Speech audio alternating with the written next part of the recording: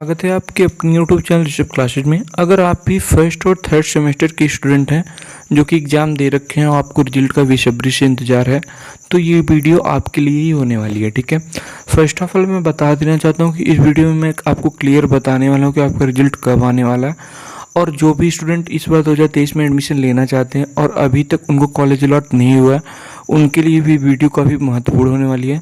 साथ ही साथ उनको ये डाटा दिया जाएगा कि अभी आपका कितना कॉलेज खाली है और कितना कॉलेज भर चुका है, क्या डायरेक्ट एडमिशन होगा या नहीं होगा, और होगा तो कब तक प्रोसीजर स्टार्ट होंगे। ठीक है, अच्छा, तो आप लोग वीडियो से लास्ट तक जुड़े रहिएगा। अगर आपकी कोई भी क्वेरी होती है तो आप मुझे इंस्टाग्राम के माध्यम से या फिर मैं व्हाट्सअप नंबर दे दूंगा डिस्क्रिप्शन बॉक्स में, वहाँ से आप इजीली अपनी क्वेरी वगैरह with the help of a message पूछ सकते हैं।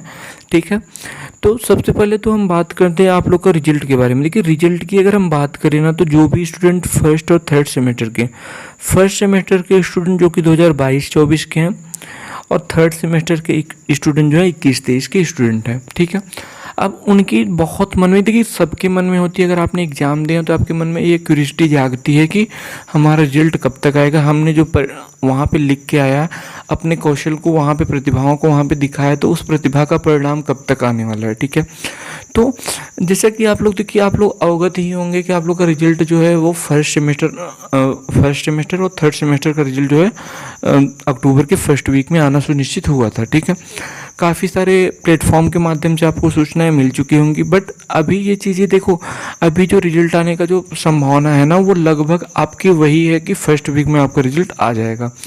तो अगर मैं रिजल्ट की बात करूं तो आप लोग का रिजल्ट जो है ना, मोस्ट प्रोबेबली 5 तारीख के अंदर आप लोग का रिजल्ट आ जाएगा।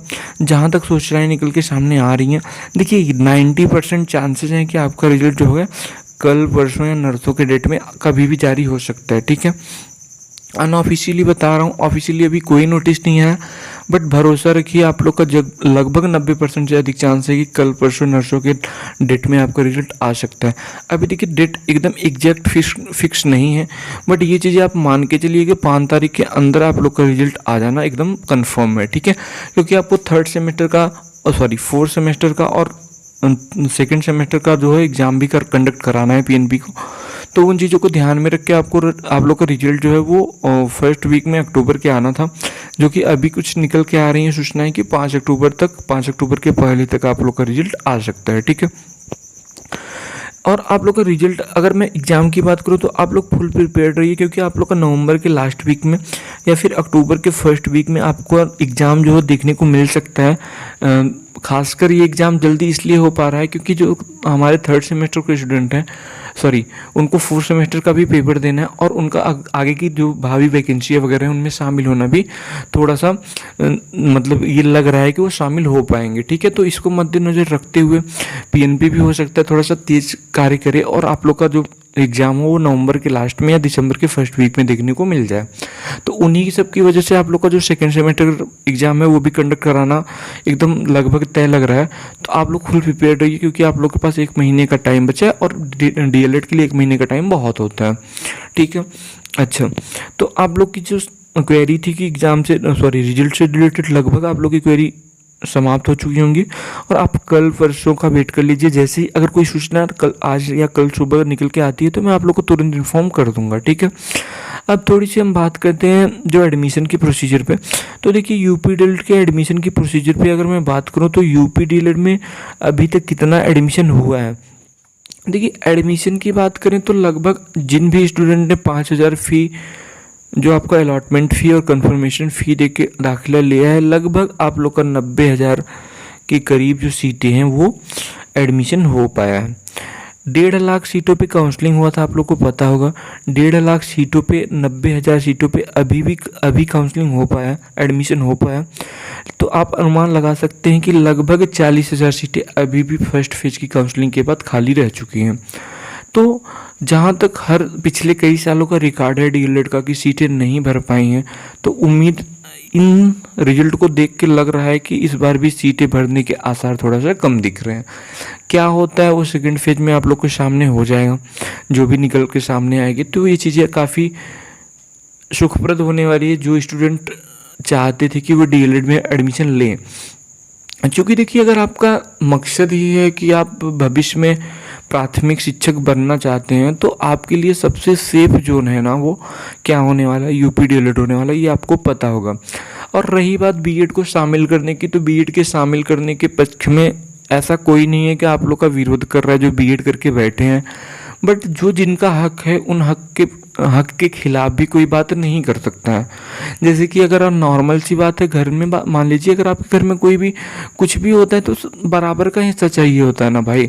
तो वही चीज़ें हैं कि अगर बीएड वालों को जो है अपर, फिर उसके बाद टीजीटी पीजीटी और ढेर सारे ऐसे टीचिंग एग्जाम जिसमें कि डीएलएड वाले नहीं शामिल हो पाते हैं, उसमें मौका दिया जाता है। तो डीएलएड के लिए तो 1 से लेकर 8 तक जो हमारी वो नियम बनाया गया है, तो उसके अंतर्गत ही वो क्या करते हैं कि अपने अंतर्गत ही एक दायरे में रहते हैं, तो उन दायरे को भी उनसे छीना नहीं जा सकता है, ठीक है। तो ये चीज़ों को देखते हुए आप लोग ये जो बिहार अभी देखिए कोर्ट चली गई है, तो ये सब सिर्फ चुनावी मुद्दा बना रहे हैं। आगे आगामी चुनाव आप लोग को पता होगा 2024 में है, उस चुनाव को मद्देनजर रखते हुए ये सब बस एक चुनावी मुद्दा बना रहे हैं। ऐसा कुछ होने वाला नहीं है, क्योंकि सुप्रीम कोर्ट 3 बार आदेश दे चुकी है कि आप अपने राज्य में क्या कीजिए कि जो भी हमने आदेश दिया उसको लागू कीजिए, ठीक है। अध्यादेश लाना बहुत मुश्किल है, क्योंकि अगर अध्यादेश लाना होता तो जो प्राथमिक शिक्षक भर्ती, देखिए जैसा कि इसके पहले इतने शिक्षा मित्र को टीचर बनाया गया, फिर टीचर से फिर उन्हें शिक्षा मित्र बना दिया गया। तो देखिए ऐसे चीज़ों के लिए अध्यादेश लाना काफ़ी मुश्किल हो जाता है। अभी आपने देखा था कि 4 साल के लिए जब हमारे सैनिक भाइयों को कर दिया गया था अग्निवीर में, तो भी बहुत सारे ट्रेन वगैरह फूके गए, बट कोई सरकार पे असर नहीं पड़ा। तो बस ये चुनावी मुद्दा के लिए आपको गुमराह कर रहे हैं। तो आप लोग अगर उज्जवल भविष्य चाहते हैं और प्राथमिक में अपना करियर बनाना चाहते हैं, तो मेरा सलाह यही है कि आप लोग डीएलएड कर लीजिए अगर आपने फॉर्म भर रखा है, ठीक है। आगे आप लोग की इच्छा, जैसी आपकी इच्छा रहे, किसी की इच्छा के विरुद्ध जो है वो जाना भी थोड़ा सा गुनाह हो सकता है। तो आप लोग जैसी इच्छा होगी आप लोग वही उसी के अकॉर्डिंग काम करिएगा। अब रही बात आप लोग की कम रैंक वालों का एडमिशन, तो ये बिल्कुल सुनिश्चित हो चुका है कि कम रैंक वाले भी एडमिशन ले सकते हैं। अगर जिन भी स्टूडेंट का रैंक कम है, चूँकि देखिए डाइट की और प्राइवेट की टोटल सीटें मिला के 2,33,350 सीटें हैं, जिसमें 10,600 आपकी डाइट की सीटें हैं। तो डाइट की सीटें लगभग फुल हो चुकी हैं, 200 सीटें बची हों पूरी यूपी में मिला के, तो वही सीटें बच रखी हैं। बट प्राइवेट की सीटें अभी भी काफ़ी बड़ी मात्रा में सीटें खाली हैं, तो वहाँ पे एडमिशन होना काफ़ी जो है पॉसिबिलिटी दिख रही है। तो आप लोग का एडमिशन हो जाएगा, आप लोग परेशान मत होइए, ठीक है। और रही बात डायरेक्ट एडमिशन की, डायरेक्ट एडमिशन का जो साइट होगा वो बिल्कुल खुलेगा, क्योंकि देखिए अभी फर्स्ट फेज में सिर्फ 90,000 सीटों पर अगर एडमिशन हुआ है, तो ये अनुमान लगाया जा सकता है कि सेकंड राउंड में भी 90,000 या 1 लाख के करीब सीटों पर एडमिशन हो सकता है। तो लगभग आप लोग की 2 लाख सीटें, 40 से 45,000 सीटें इस बार भी रिक्त होने वाली है, जहाँ तक अनुमान लगाया जा सकता है।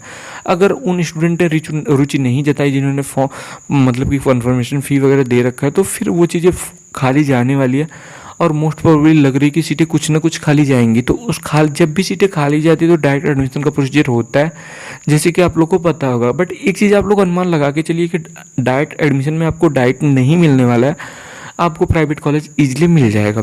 अब डायरेक्ट एडमिशन क्या होता है? देखिए डायरेक्ट एडमिशन में ऐसा कुछ नहीं कि आपने फॉर्म नहीं फिलअप किया आपको डायरेक्ट एडमिशन हो जाएगा, तो ऐसा बिल्कुल नहीं होने वाला। जिन भी स्टूडेंट ने फॉर्म फिलअप किया है वही स्टूडेंट प्रतिभाग कर सकते हैं डायरेक्ट एडमिशन में।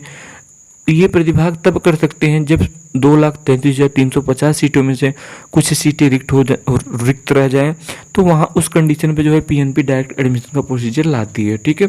वहाँ पे आप डायरेक्ट एडमिशन के थ्रू अपना एडमिशन ले सकते हैं। तो ये कुछ छोटी मोटी इन्फॉर्मेशन रही जो कि आप लोग के लिए काफ़ी महत्वपूर्ण होने वाली है। तो होप सो आप लोग को वीडियो अच्छी लगी। अगर वीडियो अच्छी लगी तो वीडियो को लाइक कीजिएगा, चैनल पे पहली बार विजिट कर प्लीज़ चैनल को सब्सक्राइब करिएगा। मिलते हैं नेक्स्ट वीडियो में, तब तक tata bye bye, take care, thanks for watching.